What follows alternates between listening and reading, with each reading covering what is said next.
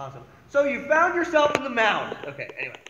So here's the thing about the mount position that I think is very important to understand in terms of understanding how to escape out of it, right?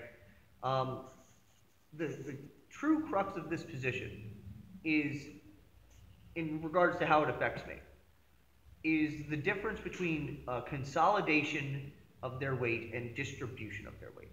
Meaning, if Mike here is got good posture, he's sitting on his heels, he's sitting on my midsection, and he's got, go ahead and like just settle.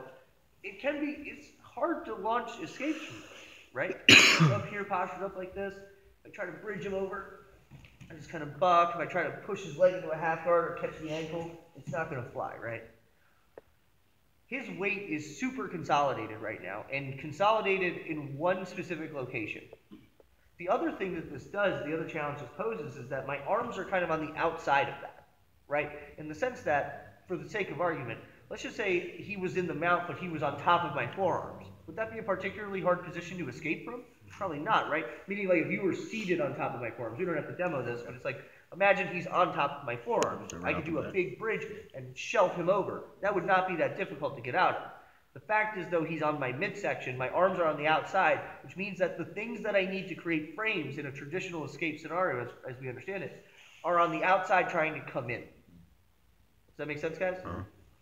So, what that means is, the solution to escaping the mount, in general, the basic concept, the basic framework that we're going to apply over and over again in this semester, is distributing his weight. Right now, all of his weight is settled in one location. I want to distribute his weight among several to make the pieces that I'm trying to attack lighter. If I try to elbow escape from right here, it is very difficult. It's not impossible, but it's very, very difficult.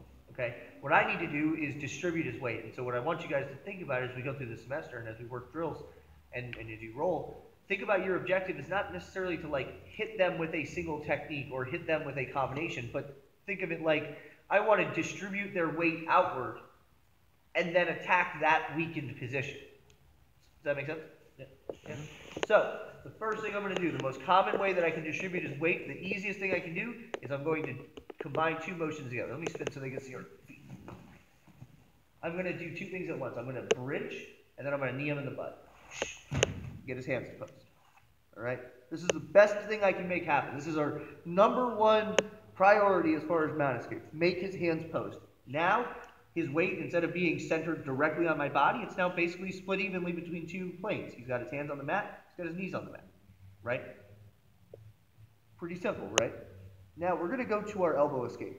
There's an interesting thing about the elbow escape. Let me rotate all the way this way, because I'm going to elbow escape on this leg. So, perfect. Here's an interesting thing about the elbow escape, right?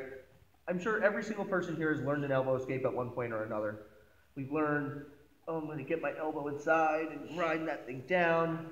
We've learned I'm going to flatten my leg and step over his ankle. And every single person has been in a mount escape class where they're like, let's see, you have your knees pinched tight. Coach, I can't get my elbow in. I can't do this.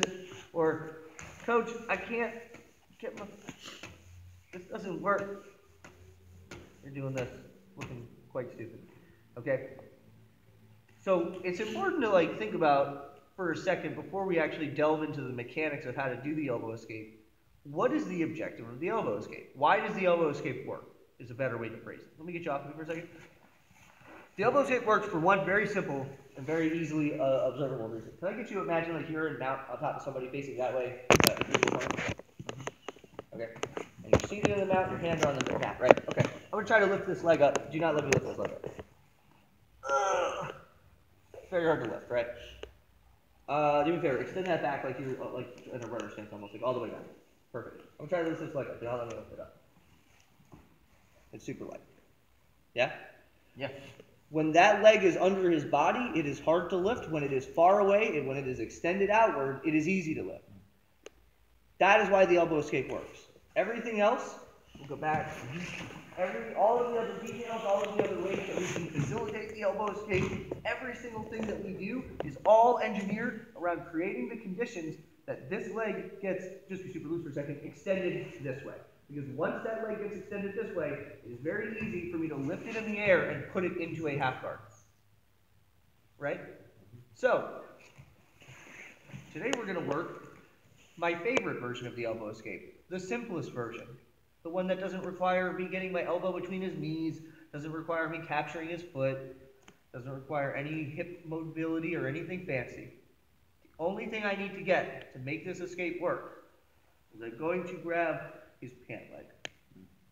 I'm grabbing at the calf, I'm grabbing at the knee. It kind of depends on where his knee is located and how long his legs are. What I want is to create a situation where when I post this arm out, which I will do in a moment, he can't bring his knee back. So it needs to be tight, but I need to be able to extend my arm. So if it's so high up, if I try to extend my arm, imagine like this is kind of awkward, right?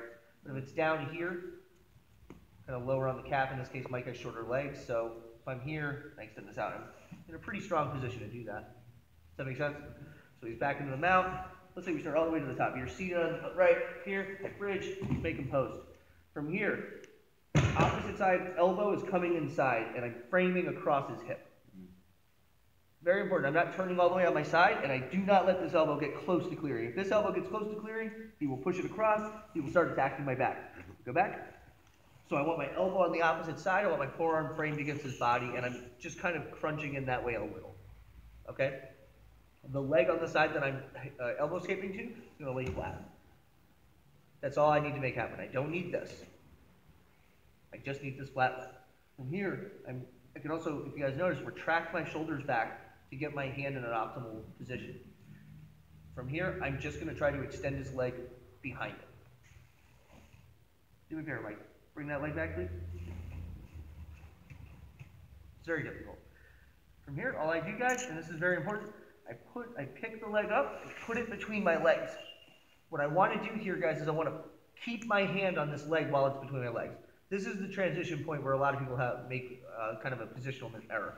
We're here, and what they'll do is they get this point, and then they get this, and then they're trying to hip escape. And it's like, well, even if you don't do that, it's like what I do by letting go, it's like now I'm in this position where my underhook is like kind of weird.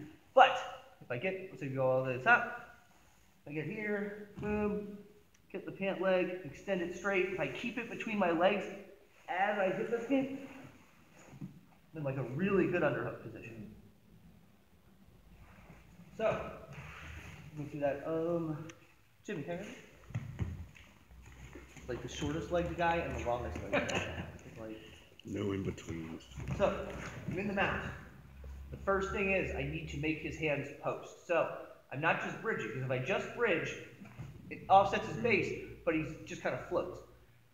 What I need to do is, as in the process of the bridge, I'm going to knee him right in the tailbone and force his hands to the floor.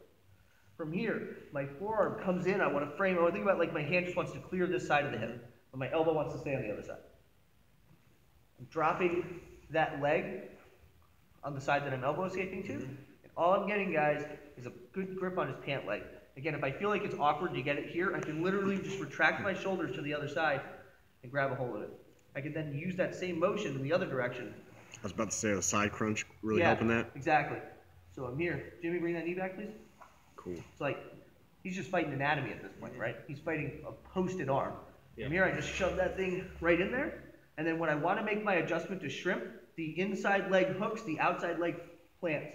And that's where I'm getting my hip escape. Nice. Now I'm in a nice position to come up to my underhook.